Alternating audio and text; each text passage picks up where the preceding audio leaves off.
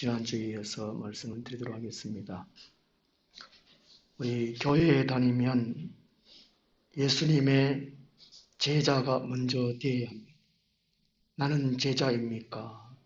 그리고 제자라면 제자로 살고 있습니까?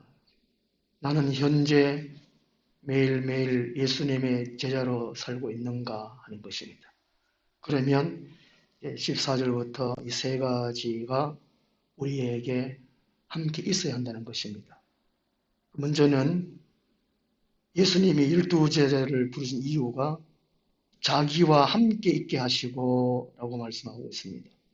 자기와 함께 있게 하시고, 예수님이 심심해서 함께 있는 것이 아니고 또 예수님이 뭔가를 부탁하기 위해서 함께 있게 한다는 것입니다.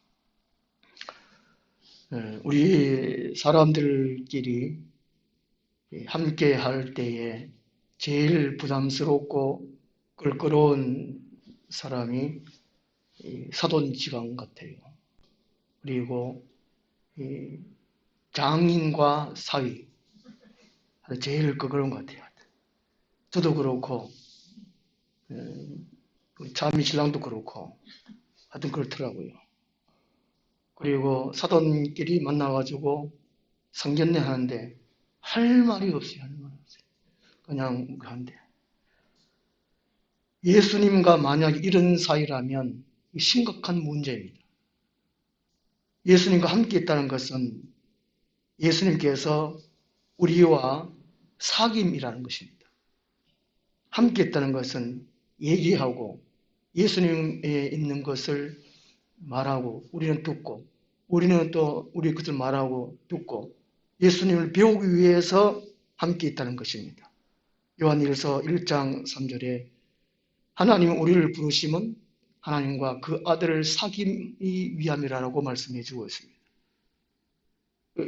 일주일에 한 번 교회에 나오는 걸로 예수님과 함께 있다, 나는 제자다, 나는 제자로 살고 있다 라고 할 수가 없는 것입니다. 그러므로 우리는 매일매일 예수님을 함께 한다는 것이죠. 포도나무, 예수님 포도나무, 우리는 가지, 매일 붙어 있어요. 연결, 공급, 연결 끊임없이 해야 한다는 것입니다. 그러려면 어떻게 해야 되느냐? 8장 34절에서 말씀해 주고 있습니다.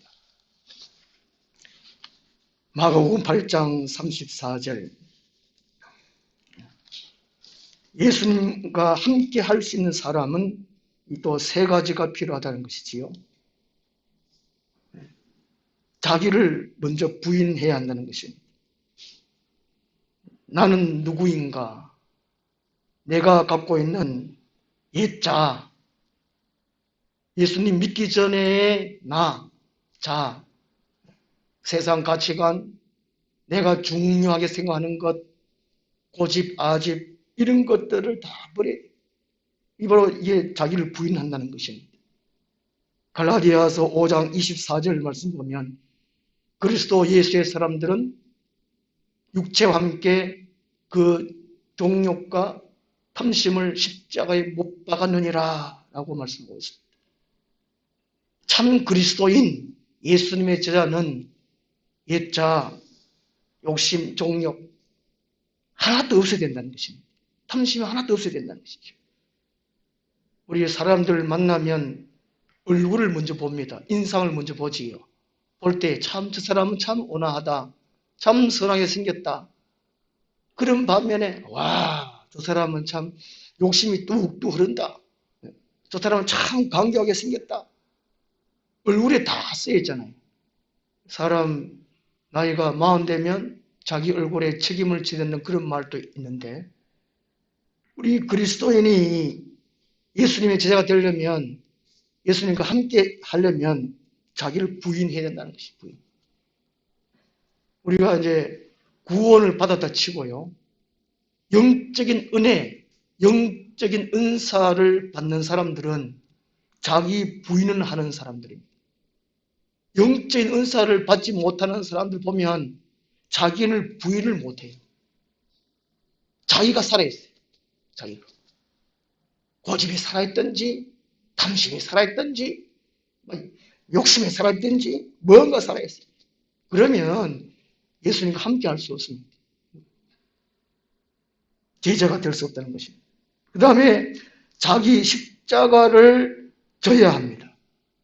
예수님과 함께 할 수 있는 사람, 예수님을 배우고 예수님을 닮아갈 수 있는 사람은 자기 십자가를 져야 합니다.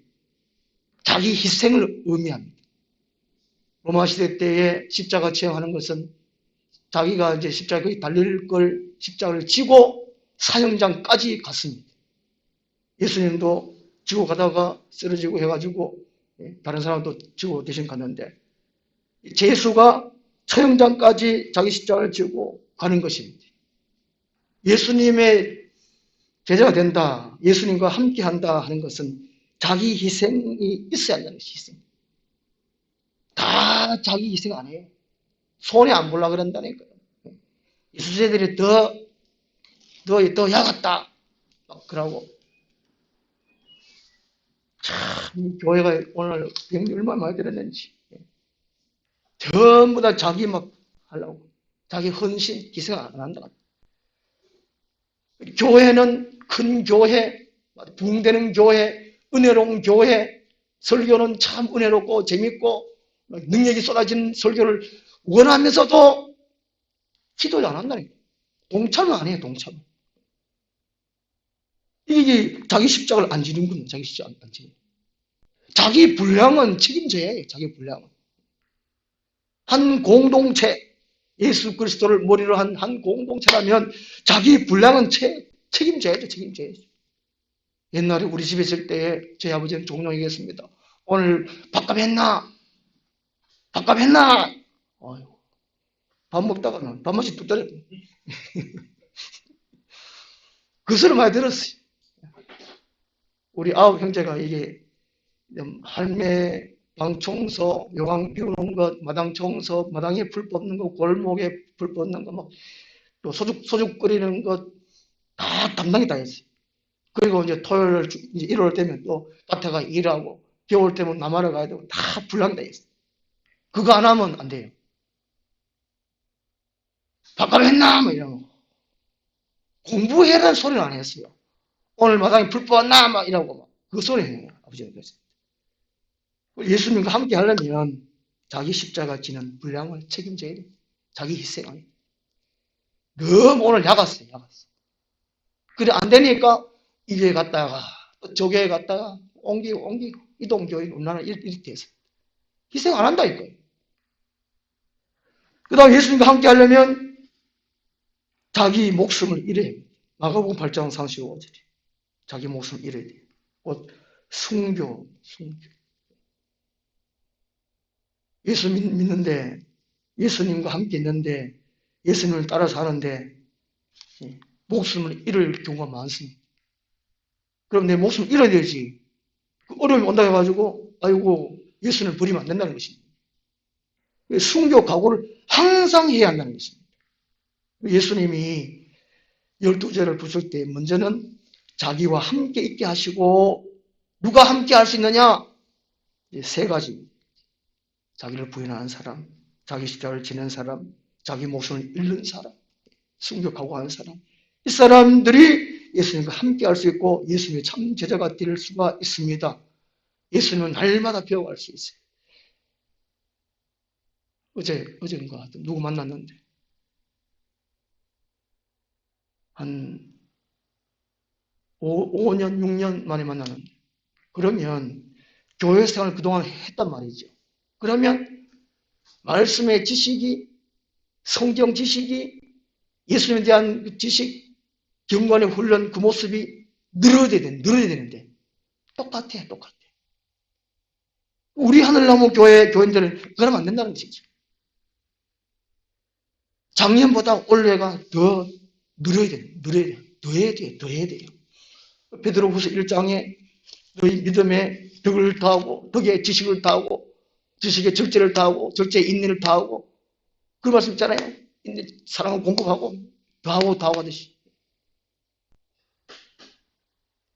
머릿속에는 마음속에는 작년보다 원래 5만 원 더하고 5만 원 더하고 돈만 자꾸 더하고 그 생각밖에 안 했네. 그러면 안 돼요. 그 다음에 예수님이 12제를 부르신 이유가 보내사 전도도 하며 라고 말합니다. 첫째는 예수님과 사귀고 그 다음에는 보낸다는 거예요. 보내가지고 전도도 하게 한다는 것입니다. 이 말이 참 중요한데요. 보낸다는 뜻이 헬라어로 아포스톨로스, 사도거든, 사도요. 12제자를 다른 이름으로 사도입니다. 보내심을 받은 자. 예수님 부활하신 이후에 제자들이 나타나가지고 아버지께서 나를 보내신 것 같이 나도 너희를 보낸다고 말씀하시죠. 보낸다는 거예요. 그러면 보낸다는 것은 자기 의견, 자기 생각이 없어야 돼요. 오직 보내는 자의 뜻을 그대로 순종한다는 것입니다. 전도하는 이게. 우리가 왜 전도 안 하느냐? 아이고, 어제 전도해도 되나? 이런 생각도 있지만 아예 내가 누구로부터 보냄 받았는가? 이 생각이 없어요. 이 생각이 없어요. 교회에 와서 예배하고 하나님께서 내가 가정으로 보냈구나. 직장에 보냈구나. 직장에 내가 선교사를 하는 것이 보냈다는 겁니다. 사도 아포스톨로스. 내가 살아있으니까 전도를 안 한다는 겁니다. 그냥 심부름이네요. 심부름요. 심부름은 심부름하는 분의 그대로 하면 돼요. 그대로. 옛날에 어느 바보 감이 있었는데 엄마가 야야 장에 가가지고 고무신 하나 사온나 그랬는데 엄마 발 이게 새끼줄이나 뭔가를 이렇게 재가지고 갔으면 될 텐데 아무것도 안 하고 손만 두 손 가지고 가다가 엄마 발을 딱 재가 이렇게 계속 가다가 꼬만 다리 뭐가 돌불에 걸려가 넘어져. 꼬만 이제 우리는 자기 생각이 너무 많아요. 오늘 어디 교회에 자기 생각이 너무 많아요. 그 전도 안 한다는 전도. 디도서 1장 3절에 보면요. 전도하는 이유를 말씀해 주고 있어요. 영원 전부터 영생을 주시기 위하여 하나님이 전도로 사용하셨다는 거예요. 전도의 방법으로. 전도를 왜 하느냐? 하나님께서 사람들에게 영원한 생명을 주시기 위함이랍니다. 전도가. 영생. 영원한 생명. 그러니까 전도가 얼마나 중요합니까? 영원한 생명을 얻는 방법이 다른 방법이 없어요. 전도예요, 전도.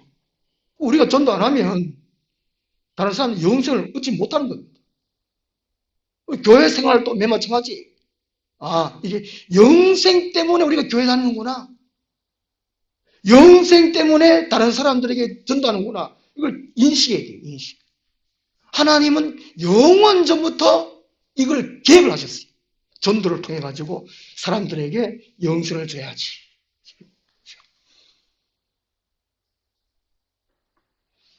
예수님께서도 마태복음 10장에 12명의 제자를 2명 짝지어 가지고 전도 훈련시키고 가서 이렇게 어디 가서 이렇게 말하고 이렇게 해라 라고 말씀하셨어요.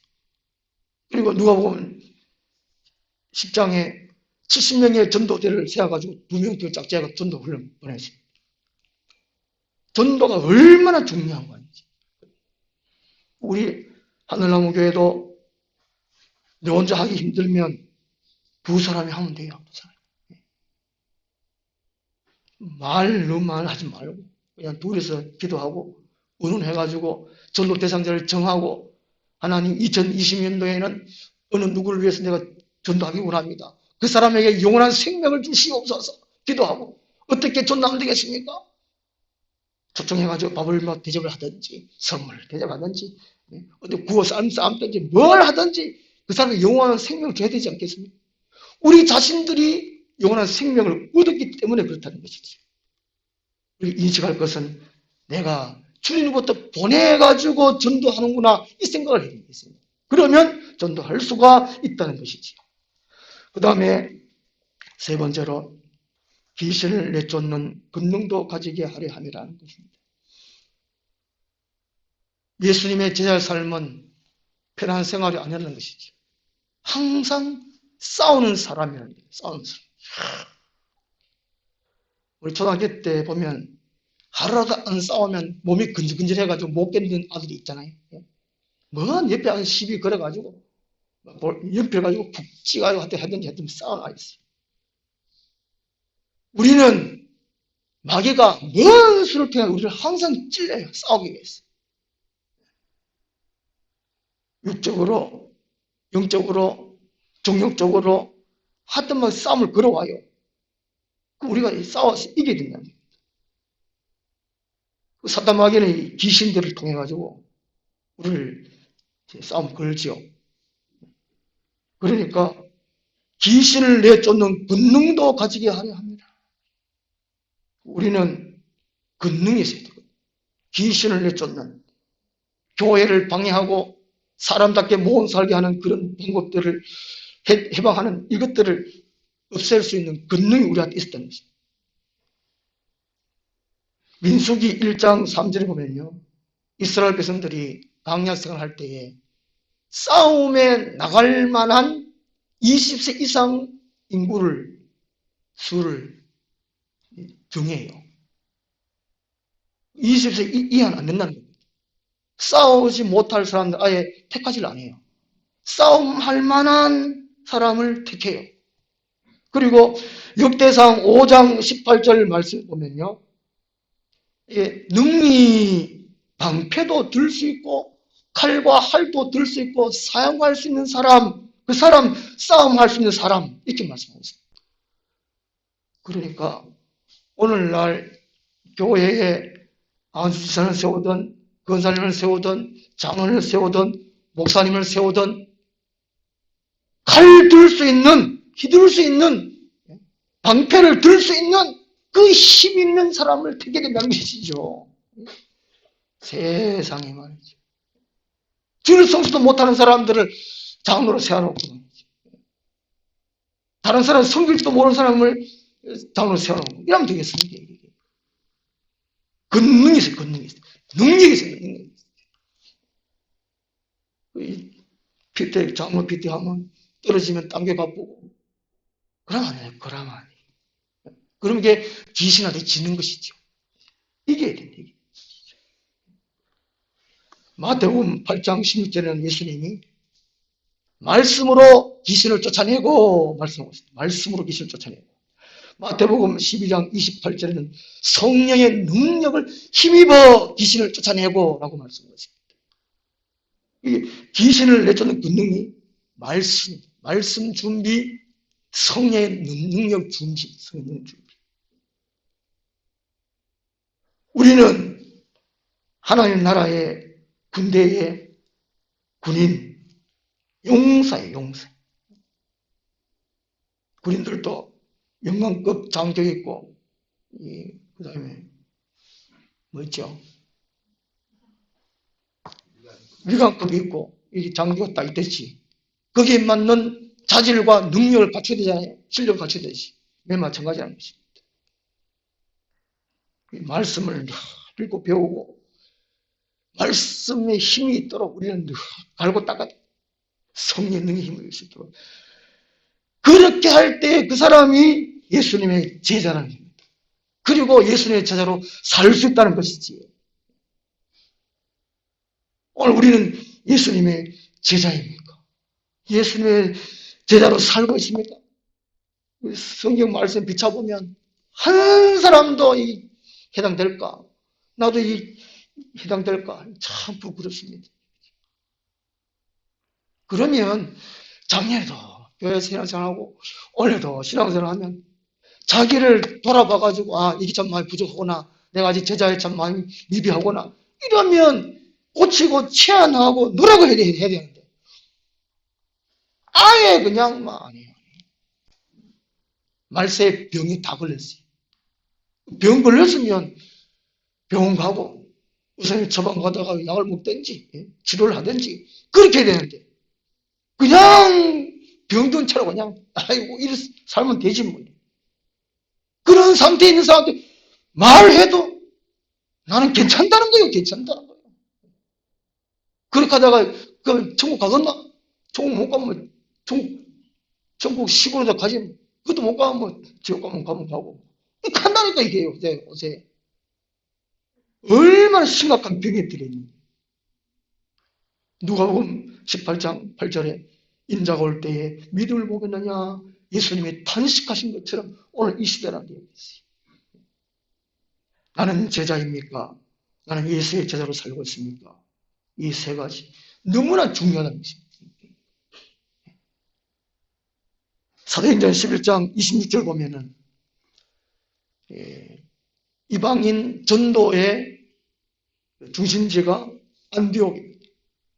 안디옥에서 처음 이제 교회가 생기고 바나바와 사울, 그 당시 바울 대신 사울이 함께 1년 동안 가르치고 배우고 신앙생활을 했습니다.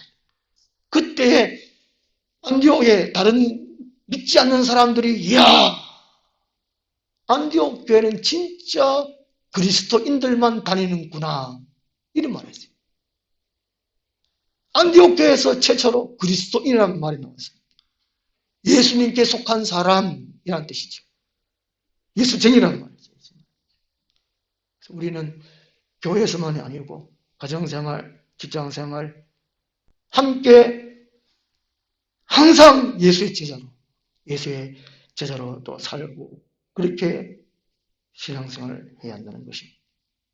기도하겠습니다. 하나님 아버지, 우리 하늘나무의 모든 성도님들이 예수님의 제자 되게 도와주시고 예수님의 제자로 살 수 있도록 은혜와 성령의 권능을 더하여 주옵소서. 예수님 이름으로 기도드리옵나이다. 아멘. 454장